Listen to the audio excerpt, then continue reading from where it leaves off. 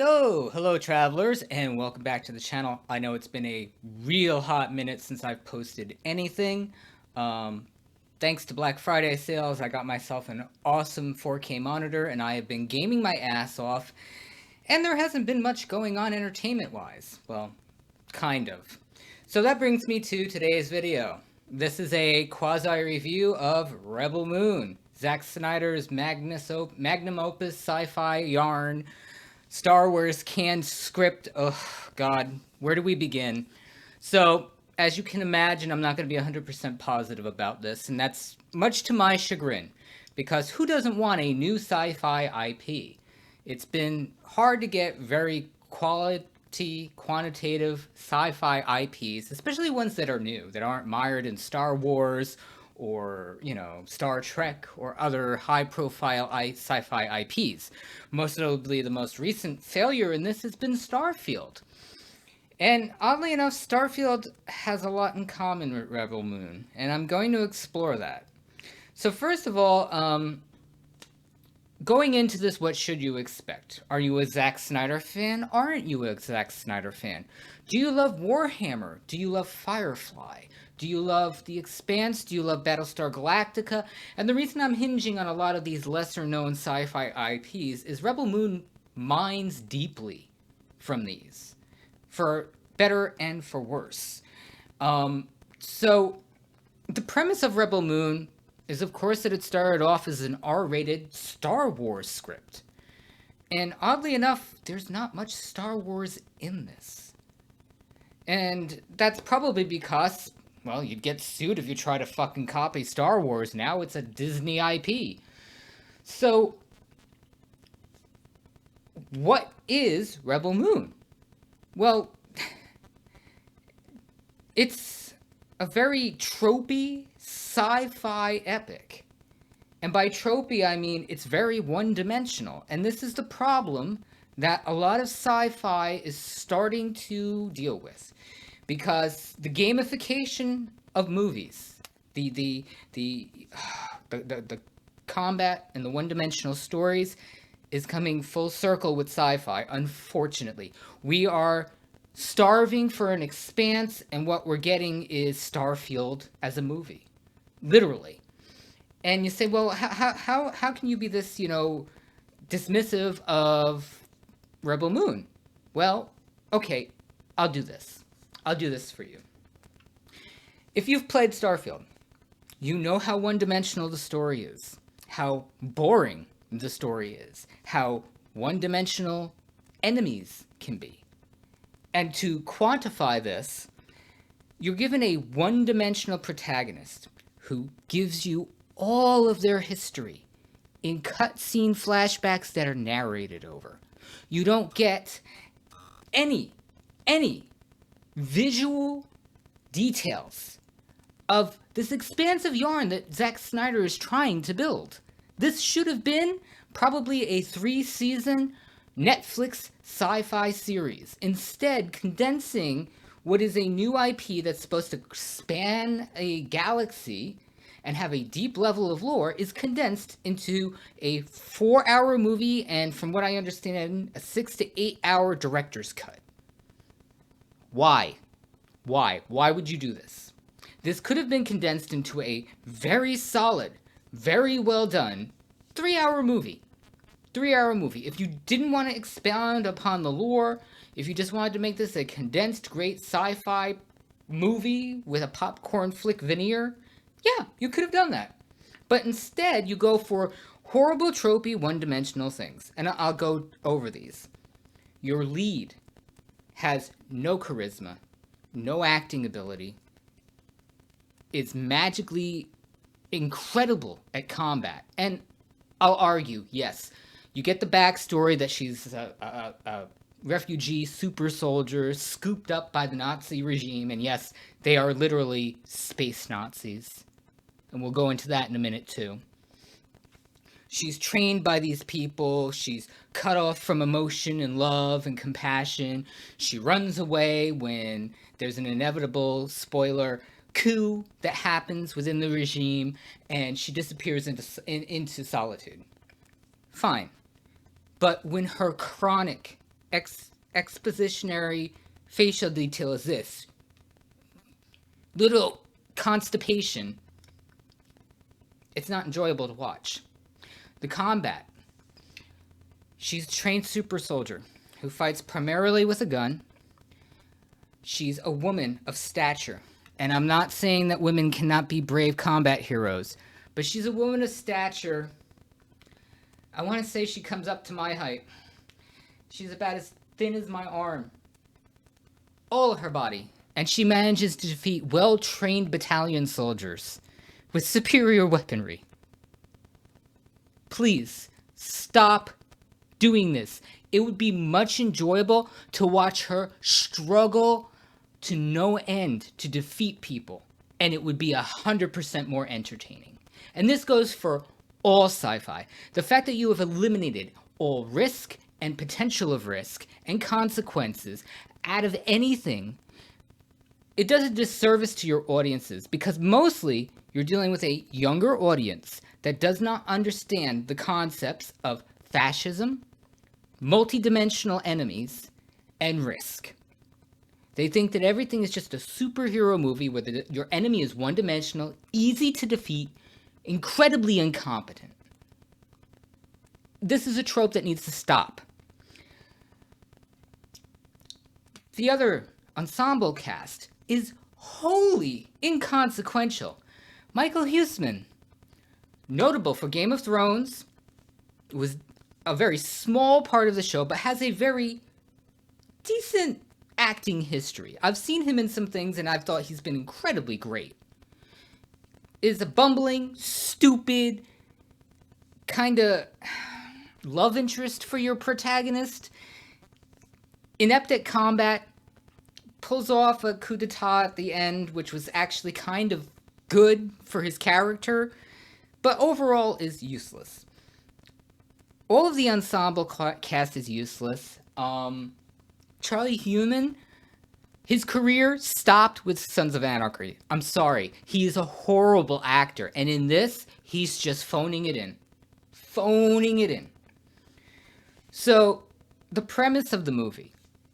The fact that she's a super soldier that has defected, has run away, is trying to remain low-key, and then magically has this change of heart and decides that she's going to defend a small farming community, inconsequential farming community, that the Imperium just decides, hey, we're going to pillage. Why is the Imperium this resource hungry that they're going to go and target a minuscule farming community when the lore is established that there is a large building rebellion going on? Now, to its credit, Rebel Moon does something that Star Wars fails to do. It fails to represent the enemy as a logistical, overpowering, dangerous entity. Rebel Moon does a fairly better job of that.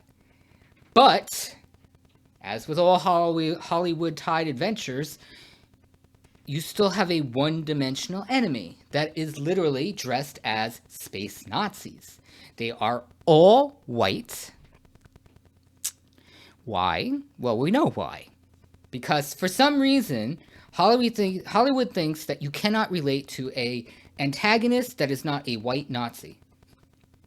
Just a little hint for everybody watching this, who might be younger, who maybe only knows the frame of history is the greatest evil in the world that's ever existed were Nazis. There have been fascist regimes of every color, race, and gender on the planet. Do some history reading. You'd be horrified to understand just how bad every other person, every other gender, every other ethnicity, and every other religion is throughout human history. And Hollywood is doing you a disservice by painting it as the only people who have ever been bad in history are white Nazis. So then we go on to the ensemble cast is completely pointless. This is assemble of your heroes, give your heroes absolutely very little to no background, no meaningful interactions with your protagonists, you don't care about any of them, and then rush to a coda battle in the end. Again, why are you doing this? If this is going to span over 4 hours, why are we doing a collection game, video game boss encounters, For each of the ensemble cast, 5 of them. Why do you need 5 of them? Well, okay, 4 of them, because one of them, this supposed war torn general, is you don't get an idea that he's an actual war torn general. You don't know anything about his prowess. He's a dismissed character, and the character that plays him, the actor's name is immediately out of my head because he was that unmemorable, is actually a well established, awesome actor that has a depth to his skill that's not even utilized in this movie. Why? Why is Zack Snyder doing this? I'll stop.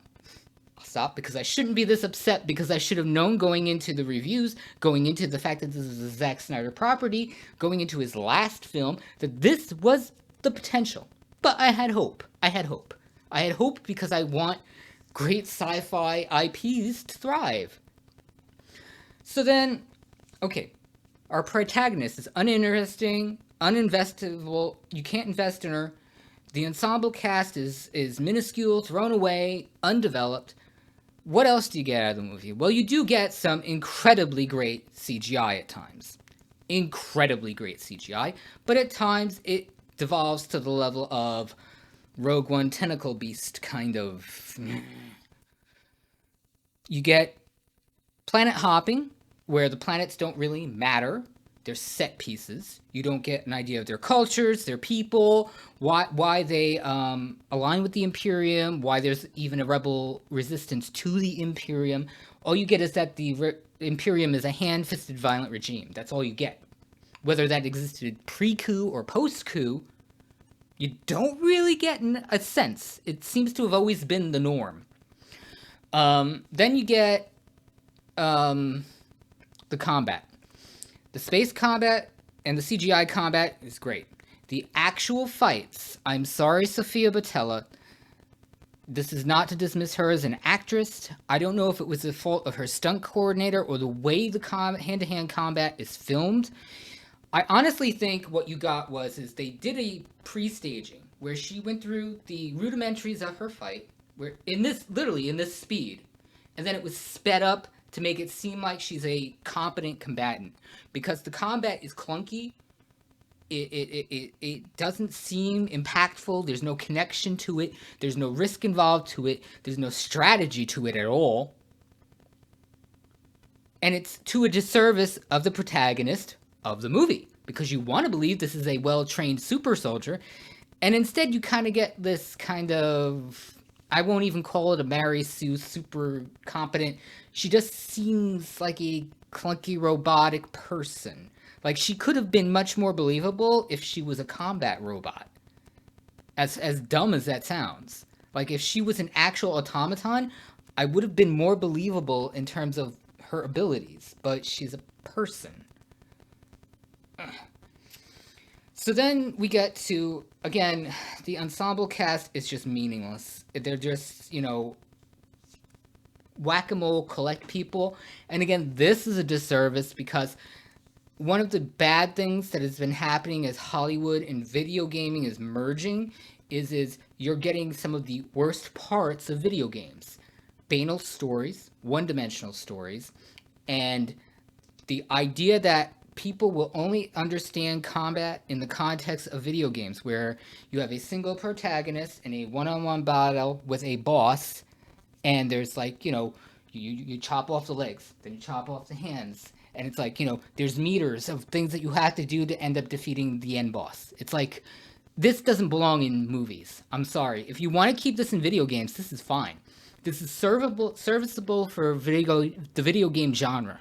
This is what we expect from video games. I don't want more than that out of a video game. But out of a movie, when the combat is on a single plane, we've done away with verticality in combat these days.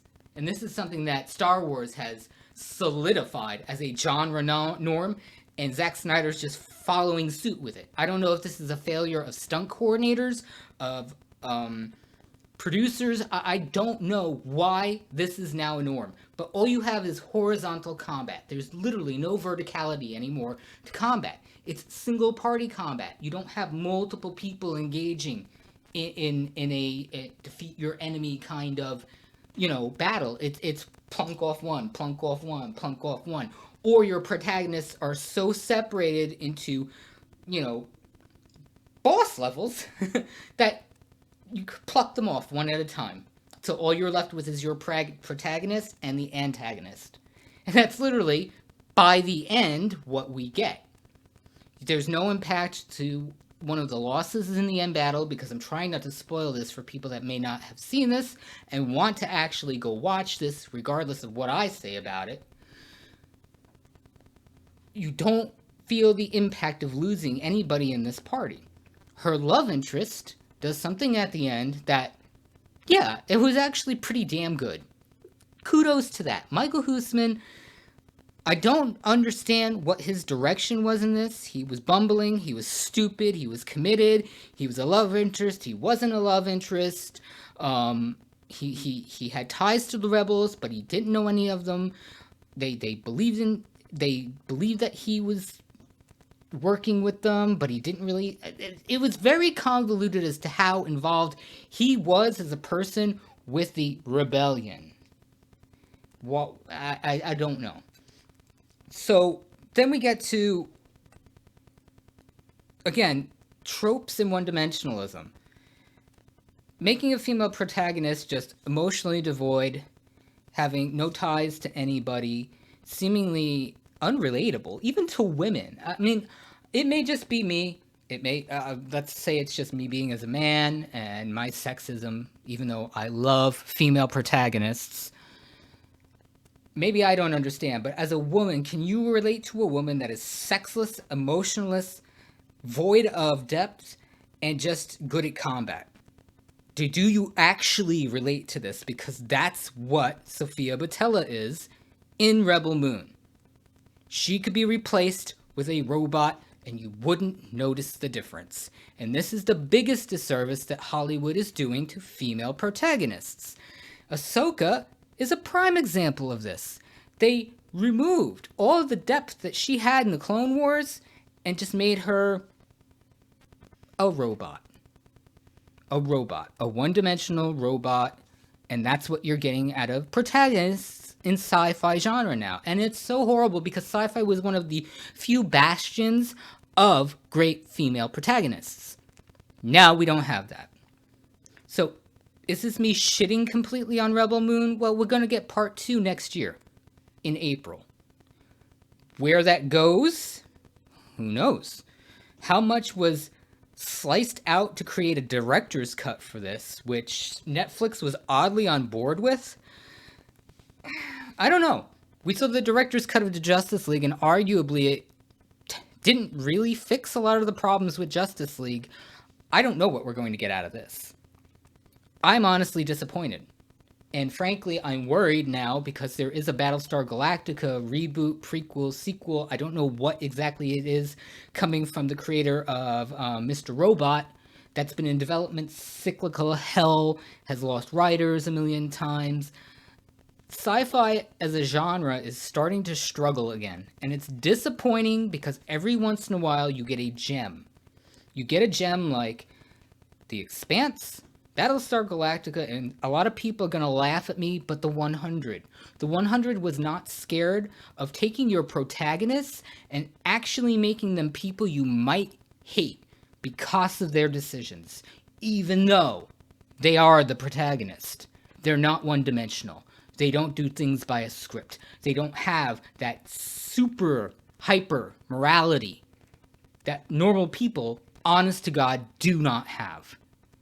And this is doing a disservice to the audience because there is a generational cycle of entertainment. And what this generation is being fed is giving them a very shallow view of what the actual world outside is like. The world is not one-dimensional. The world is not a boss battle. The world is a very detailed, incremental universe where even people that you think might be your allies may not be. It may not be perfectly aligned with what you want. And Hollywood is it's creating an entire generation of people that just see things as black and white with no gray in between. And then when they actually are exposed to that gray in between, it's a culture shock to them. And it leads to a lot of disaffectedness, depression. It's causing a lot of problems, real world. And I know people are saying, oh, what's wrong with people? They can't segregate entertainment from reality. Well, unfortunately, entertainment for a lot of people now is their reality because they're not taught history, or they are taught a version of history that isn't really what history is. And then you're going to say, well, why are you loading all that responsibility on somebody like Zack Snyder? Well, Zack Snyder wants to do it all. He wants to be a director, a writer, and a producer. The more he becomes a writer, the worse his properties get. And sometimes, this is something that a lot of Hollywood people don't understand, it's better to be a collaborative person than an egotist. This is the problem you have with Dave Filoni in Star Wars. He is an egotist. He has his own vision of what Star Wars is, and he's going to do it whether you like it or not. And when people tell him that, hey, maybe you're not doing this the way you should, you get, you're a misogynist, a racist, a homophobe, yada, yada, yada, yada. That's what's inevitably going to come from Zack Snyder at some point when people get tired of what he's doing. Because now he's become formulaic. You know exactly what he's going to do. The fact that it's shallow, one-dimensional, CGI combat fest with a ton of slow motion. This is doing a disservice not only to his fans, but the genre in general. Movie making in general. We're diluting the art. And what's really sad is this industry is now starting to burn through the talent. Netflix and Disney have poached so much of the talented people out of Hollywood and eaten them alive. Most notably, CGI artists. We're literally running out of people that want to be involved in this. Because imagine you want to contribute to something really good. And what you end up seeing in the end is your stuff splattered over shit. Literal shit. Why would you want to be involved in this anymore? And you hear this more and more from people who are denied unionization, who are denied health care, who are denied any of the other things that regular working people want. They then have their art perverted as well. So this might be just a warning to future filmmakers, a warning to existing filmmakers, and maybe, a little advice for Zack Snyder. You need to change the game. You need to change the formula, and you need to start being more collaborative because this is garbage. I want to be absolutely clear with everybody. Rebel Moon is garbage. Thanks a lot, guys. Like and subscribe, and there'll be more coming eventually.